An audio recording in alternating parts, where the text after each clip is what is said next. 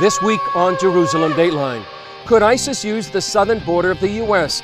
to launch a mega terror attack on American soil? Plus, a look back at the impact of Israel's pullout from the Gaza Strip 10 years ago. And prophecy in action. North American Jews come back to the land of Israel. Hello and welcome to this edition of Jerusalem Dateline. I'm Chris Mitchell. For critics who thought the Iranian nuclear deal was bad, it just got a whole lot worse. Turns out that Iran will get to inspect one of its most controversial military sites on its own. And as Dale Hurd reports, the new revelation has many up in arms. It has been learned that Iran will be allowed to use its own inspectors to investigate a site it has been accused of using to develop nuclear arms. Under a secret agreement with a UN agency that would normally do the inspections, an Iranian-picked inspection team would investigate the Parchin nuclear site, which has been linked to persistent allegations of secret nuclear weapons work. The State Department defended the plan. We're confident in the agency's technical plans for investigating the possible military dimensions of Iran's former program, issues that in some cases date back more than a decade. Just as importantly, the IAEA is comfortable with arrangements. But House Foreign Affairs Committee Chairman Ed Royce said international inspection should be done by international inspectors, period. President Obama has said the deal with Iran is the strongest arms agreement ever negotiated, and that the strength of the accord is that it does not rely on trust of the Iranians, but on rigorous inspections. But critics of the deal are not likely to trust Iranian-picked inspectors. In Israel, Republican presidential candidate Mike Huckabee said the deal represents a clear and present danger to Israel and the United States. The Iranians have made it very clear for 36 years that their intention is not only to wipe Israel off the face of the map, their words, but also to bring death to America. And this new revelation can only increase opposition to the deal with Iran. Dale Hurd, CBN News. Well, many people feel that the Iranian nuclear deal is a bad deal. And 10 years ago, many warned that the so-called disengagement was a bad deal. That's when 9,000 Jewish Israelis were evicted from the Gaza Strip and 4 West Bank communities.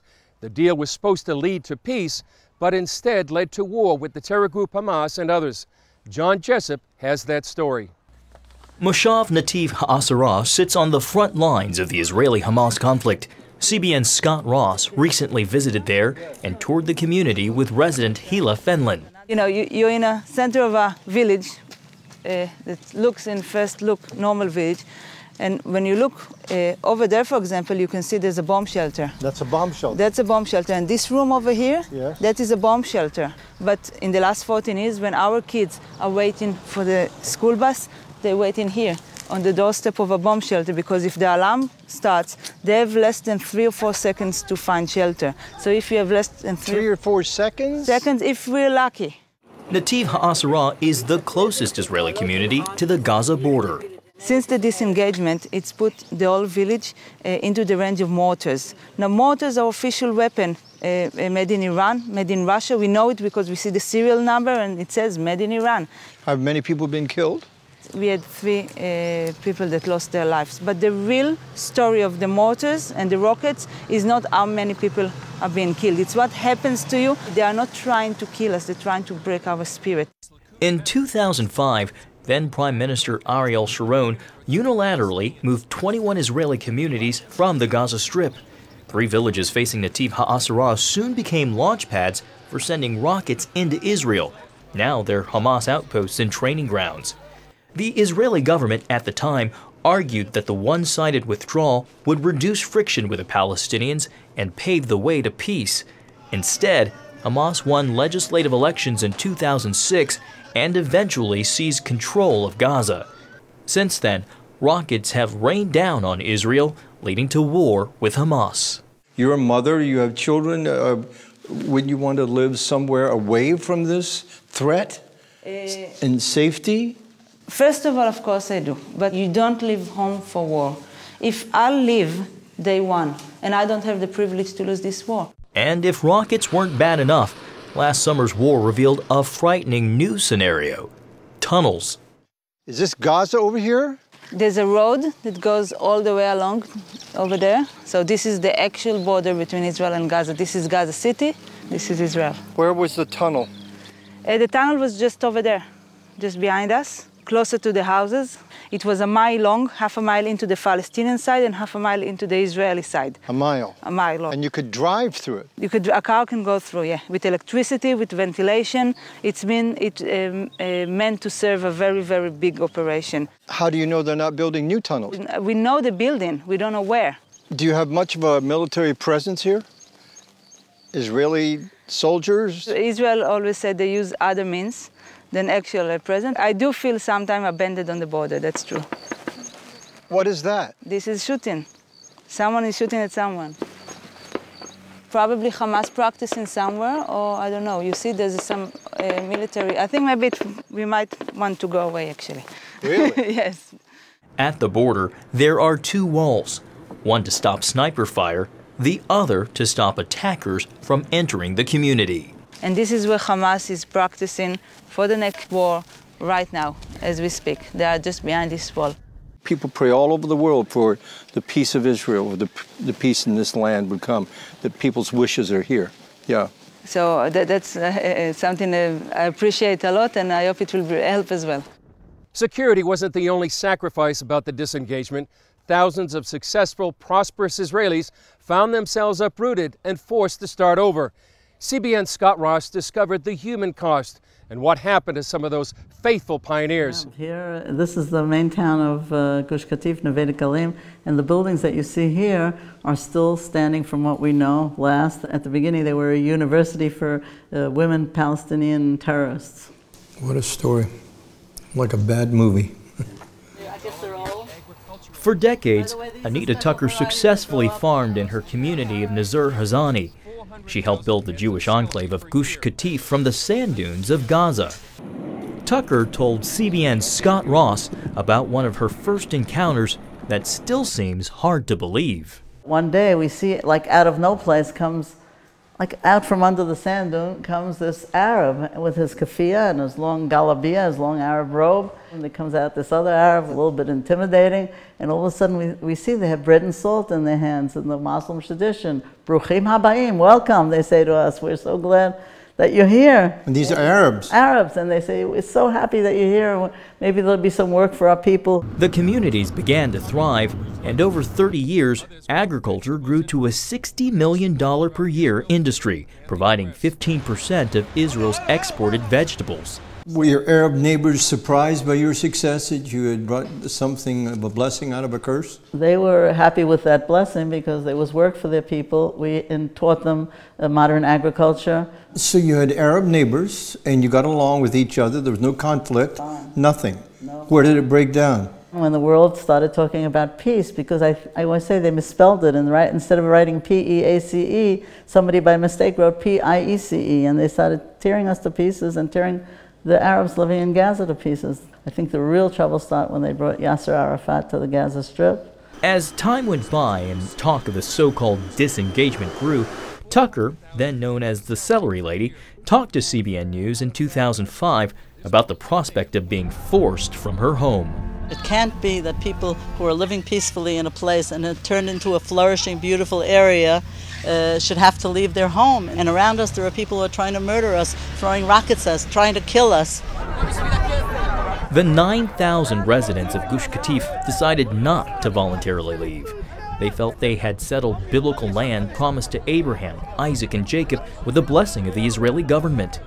After more than 30 years of successful building and farming on the Gaza sand dunes, it took just a week to obliterate Jewish life there. This is the caravilla. There were 250 for originally 1,800 families that were in Gush Katif. How far are you from the border here?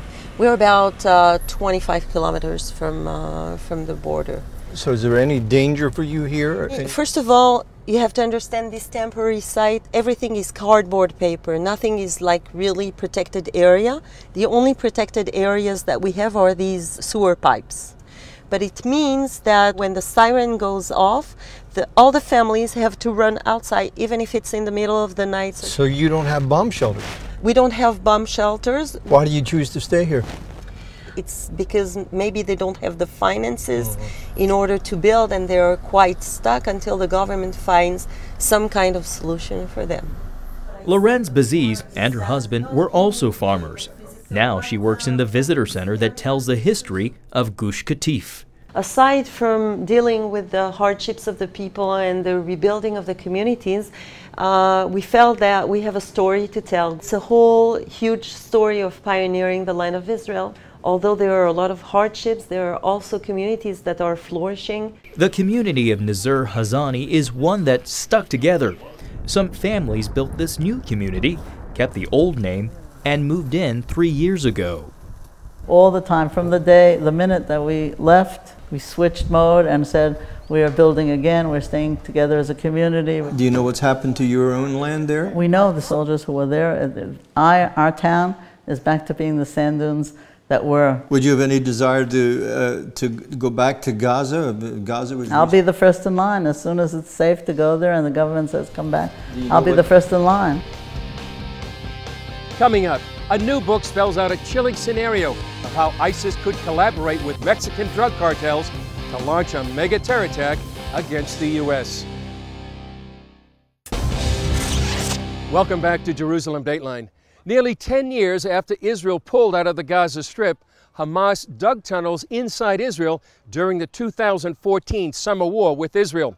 Their goal? To kill, kidnap, and terrorize Israelis. It was a development many warned about in 2005. Now in 2015, a new thriller warns that same tactic could be used by ISIS to strike America.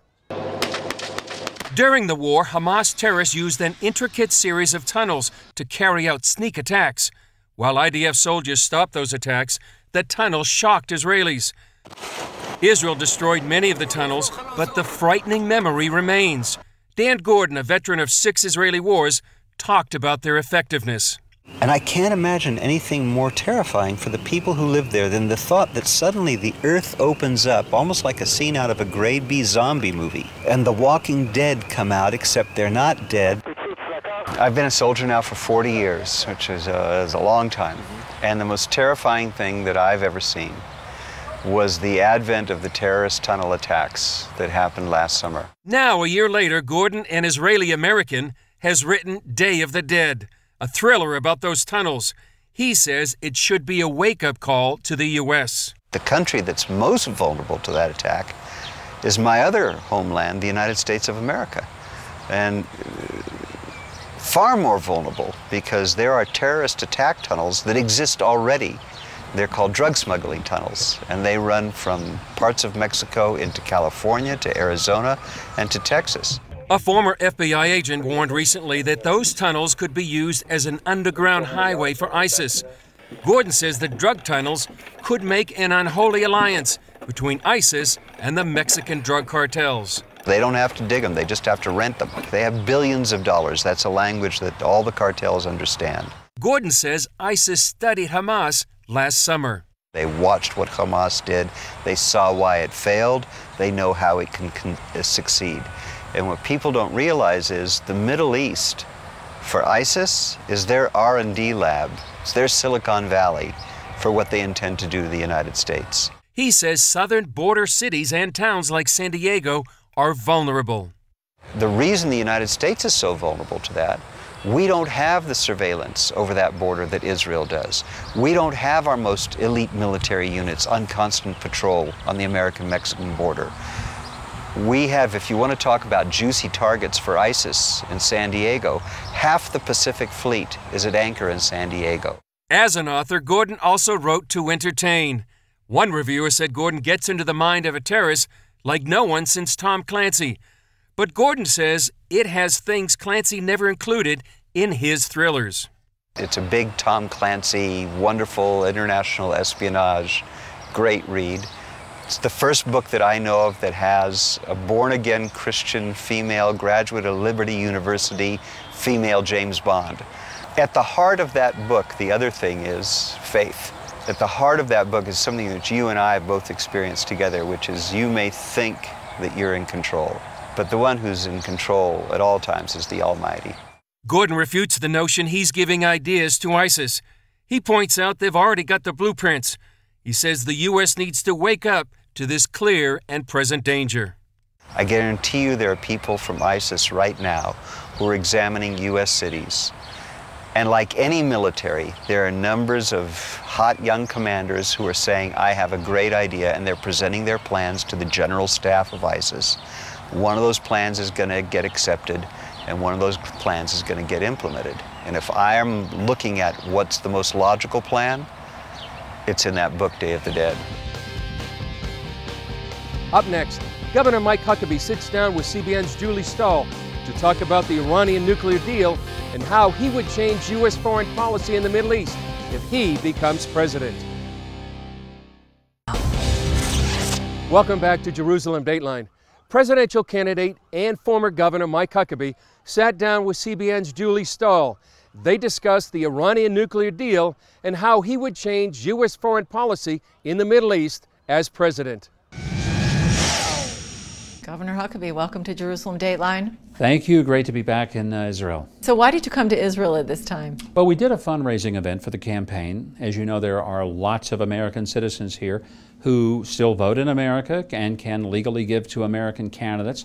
And, you know, through the years, I've made a lot of friends here and built a lot of relationships. And so we came for that and also to meet with a number of the government officials. What would be the cornerstone of your Middle East policy? It would be that America would exhibit an extraordinary level of strength and camaraderie and I think a clear relationship with the people of the Middle East who wanted peace, who wanted democracy for its people, wanted freedom, which means that Israel would be at the top of that list. What would you do to restore America's position in the Middle East? The most important thing we do is keep our word. A country, it doesn't matter how strong it is militarily, if it loses its credibility because it doesn't honor its commitments and keep its word, if it can't be trusted, then whatever economic and military power it has is essentially erased by its lack of integrity. So first and foremost, America needs to be a country that means what it says and says what it means. What do you think is the worst part about the Iranian deal? Ronald Reagan said, trust but verify. This president has written this deal with trust but vilify. Trust the Iranians, who have never kept a deal in 36 years of their regime, and then vilify every opponent who looks at this and says, Mr. President, this is not a good deal. And it makes the world a much less safe place to be. Mm-hmm. Do you think Congress is going to be able to override the president on this one? Gosh, I hope so. I think it's significant that you've had Democrat senators of prominence like Chuck Schumer and Robert Menendez who have openly said they will oppose it. But there needs to be a greater and broader voice of Democrats who put their country and, frankly, the peace of the world above just supporting their president and their party. This is a matter of the future of America's security and Israel's security, and frankly, that of the whole world. And what's your hope for America? My hope for America is that we find not only economic and military strength, but we find moral strength. I don't think we'll exist as a country in 100 years if we don't return back to the roots of righteousness. We have to be a nation that practices what our founders put in place in the Constitution as well as the Declaration of Independence. The exact words in the Declaration were that we would adhere to the laws of nature and the laws of nature's God. Those are pretty fundamental. And we have to be a nation that has that sense of awe and wonder of our responsibility as frail human beings to a God whose law is above any law we can ever create. Okay, well, thank you very much for joining us. Coming up, prophecy in action. See how some North American Jews are taking the step of returning to their biblical homeland. Welcome back. Cultural differences and leaving family behind can make immigrating to Israel difficult.